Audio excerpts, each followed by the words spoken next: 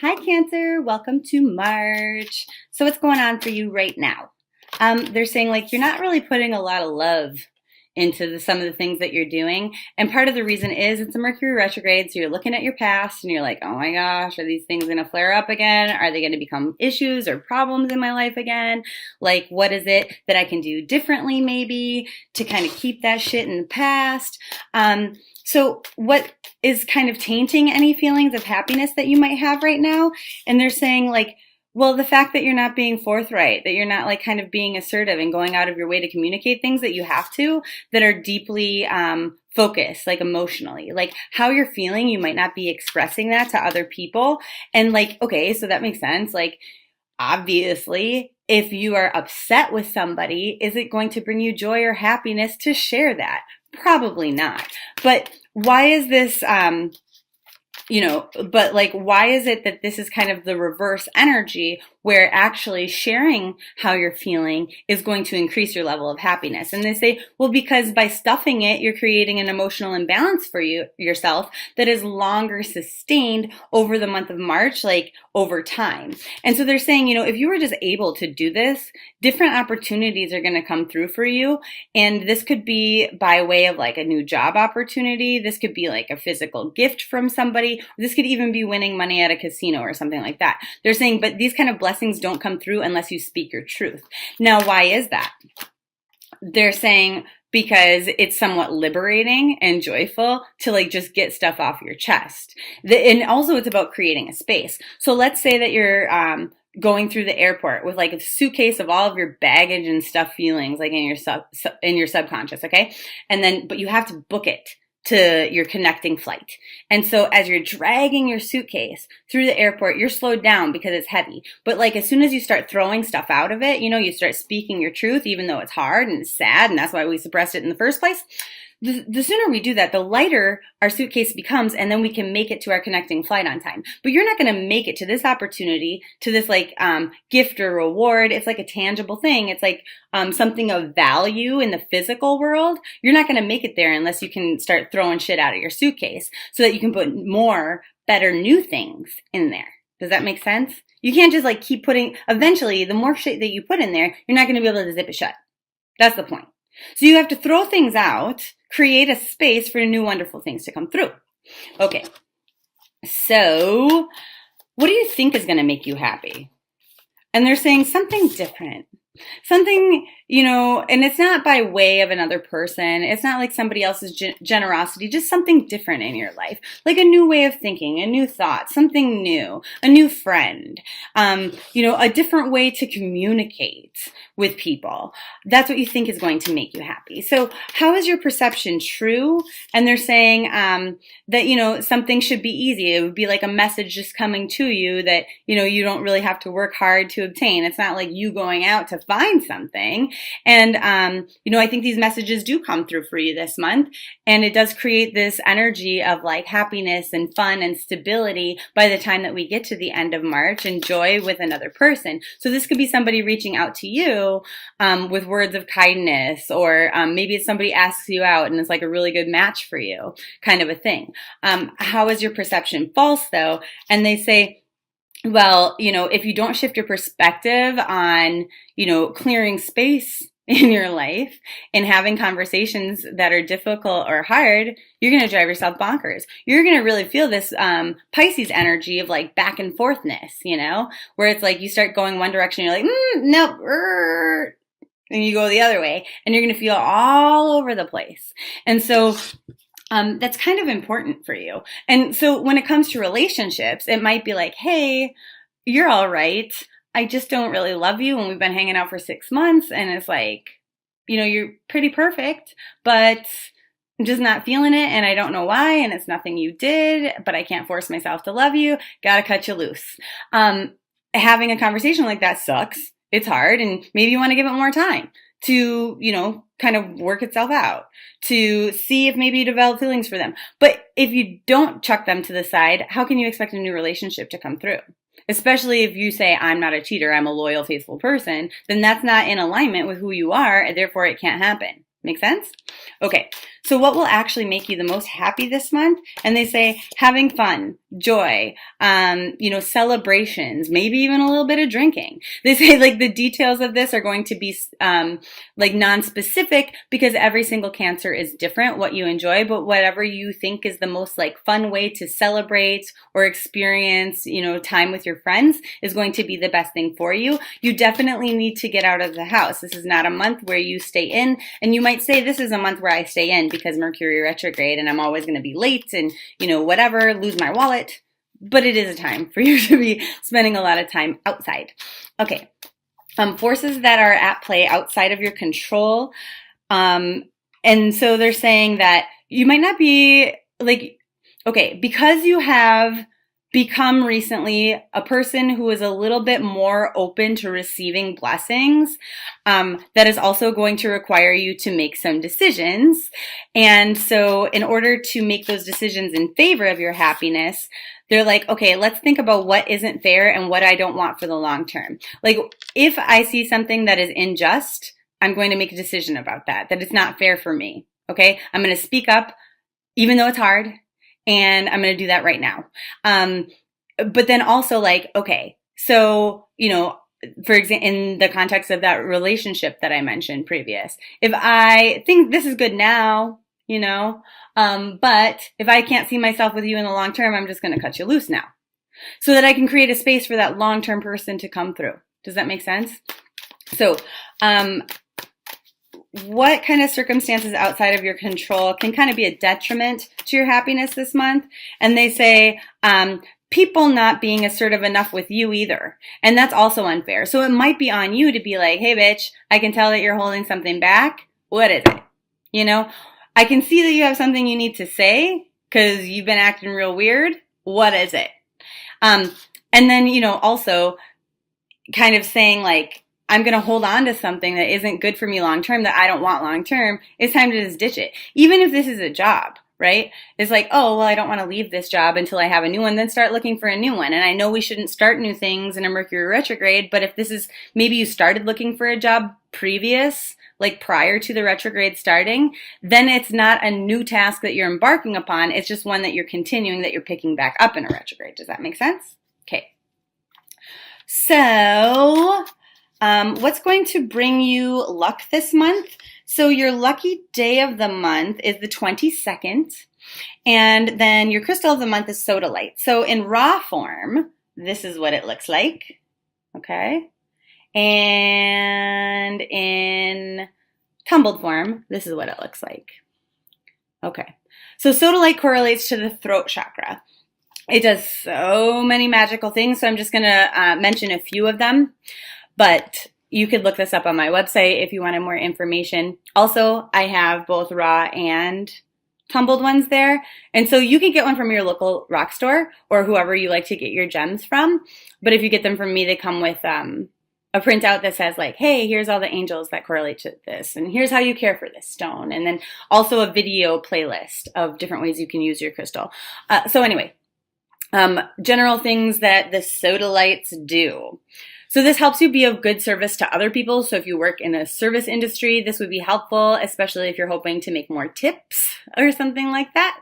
It helps you to break addictive patterns and cycles. This helps you to be more courageous, more humble, increases your psychic awareness. It kind of helps you. It's sort of a protection stone, which usually those are red or black, but this one also serves as a protective stone. It gets rid of anxiety. It calms like panic attacks down. This is helping a lot with emotional balance and mastery. This will help you to have more confidence. And then it also increases that sort of energy of like other people outside of you encouraging you and offering you praise and appreciation. So again, if you're in a service industry, might be helpful. It gets rid of kind of obsolete, like old mental patterns or behaviors, things that we have that we're addicted to, like negative thinking, for example, helps us to just ditch that, which is awesome in tandem with a Mercury retrograde, because that's already going to naturally bring those things to the surface. And so this will be like a less chaotic way of dealing with that than like a typical retrograde in tandem with a sodalite stone. This helps you to feel like more trusting in yourself and like what you believe in and like in your ability to do the right thing and to like kind of lay your own path, that sort of thing. It kind of, so like any idealism that you have, like, oh, this is how I want my life to look. Like it grounds it in reality and it like makes those really healthy, because some of us kind of like, it's good to shoot for the stars, but some of us might like overshoot in like a very unrealistic way. This takes any sort of like defensive personalities or tendencies or like also hyperactive ones and just neutralizes them, brings it down a notch, which is awesome. Because if you're less annoying, which I don't think a lot of you are, but I mean, everybody has their own annoying tendencies. This is going to also help, you know, camaraderie. It's going to help with cooperation in group settings. It's going to help you meet goals, like individually and as a team. It gets rid of guilt, control issues, so many things. It aligns all the upper chakras. There's just like so many awesome things with that stone. And so that's your stone of the month, okay? Now, as far as the rest of your reading goes, let's see. What kind of energies do you need to bring into your life to kind of help happiness grow and thrive? And they're saying this is about your spirituality, connecting more to the spirit world, to the spirit realm. So I'm going to see the best way for Cancers to do that this month. Let's see. They're saying for many Cancers, art would usually be the way. Creating music, writing, gardening, even cleaning your house can be art. You know, it's creating something. Typically, that would be the best way for you to do things. However, this month, for some of you, that's still the case. But the rest of you have something different going on. So if you're doing that, you're not like really getting into that flow energy where things just kind of go normally, like you just like get in the zone. If that's not working for you this month, they say, oh, look into palmistry for some of you, you know, like palm reading and stuff like that. A book on that might be like really cool. Okay. And then how are you going to sustain happiness once you get some? So once you feel these moments of joy this month, how are you going to deal with that? And they say that the best way for you to do that is kind of remembering that, you know, everything that falls apart, that crumbles, like any drama that happens in our life, it happens for a reason, and it's often for a highest good. Like even if something doesn't feel good, it's for a good reason. It creates something new. And so they say, you know, when things fall apart, this is an opportunity for us to step away from like a toxic situation, from something that we were trying to force to work that wasn't meant to work. And this is going to give us a lot of confidence, especially in a retrograde when things pop up and we're like, oh yeah, I got through that situation just fine. Like that was like total hell in the moment that it happened. But as a result, I'm better for it. You know, like good things happened as a result, like once I moved past it. And so they're saying like, you know, don't go creating situations that are hard. But you know, kind of framing those things are going to help you to really walk in this happiness and joyful energy. So before I get to your March overall in a nutshell, I forgot to tell you your color energy of the month. And it's important because, so your color energy of the month is white, who somebody else had, I can't remember. Aries. So if you have Cancer and Aries in your chart, big thing.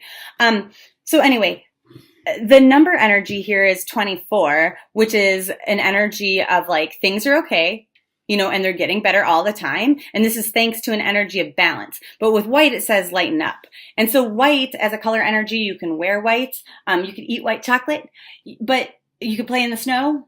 Just anything surrounding this color is going to help you embrace that. Now, I kind of like to use white through my crown chakra and just like kind of going through my body and sort of picking up any energies that are yucky and then pushing those out my root chakra into the ground to be dissolved. This is a very cleansing energy, but it says underneath here, lighten up. Okay. So with this one, the whole purpose of the white energy is to get rid of any toxicity, to do like this cleansing, this clearing. It's like a cleaning up. White is the color of purity, right? And so things are not pure if they're not clean.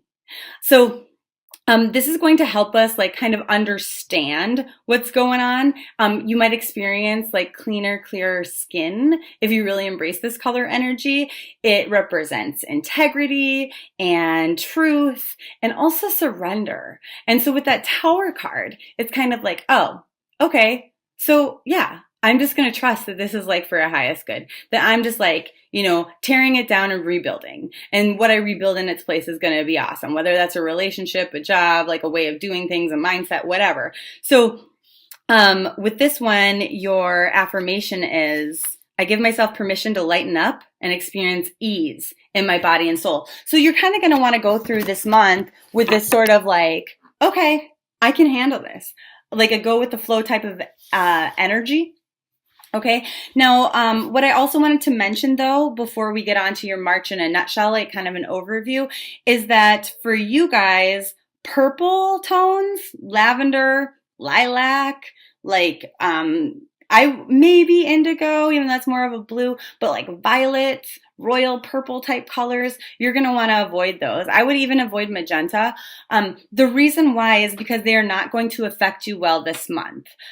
Purple is a beautiful and very spiritual color, but this month you're going to want to avoid it. So this might not be the month that you really try to decalcify your pineal gland. This might not be the month where you use a lot of amethyst or, you try to really awaken your third eye and like, become more psychic. This is not the month for that necessarily.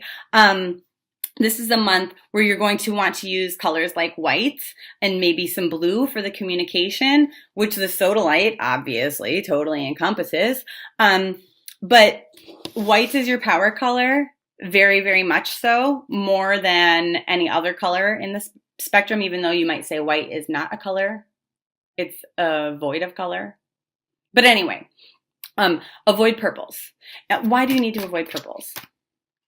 They go, because then you'll miss an opportunity. Like, remember how we started in the reading and they were like, hey, somebody's like going to give you a gift or more tips, like at work, if you're in a service industry, or like an awesome opportunity. Like something's going to come to you that's of material value and you'll miss it maybe if you're using too much purple. Anyway, March overall in a nutshell, they're saying, really there's not like a whole lot of stuff going on here where it's like, oh, well, this is a crisis thing and like, I really need to make an immediate decision about this and like that. They're like, this is just a month where you totally take control and like dominate your whole life and like you look awesome while you do it.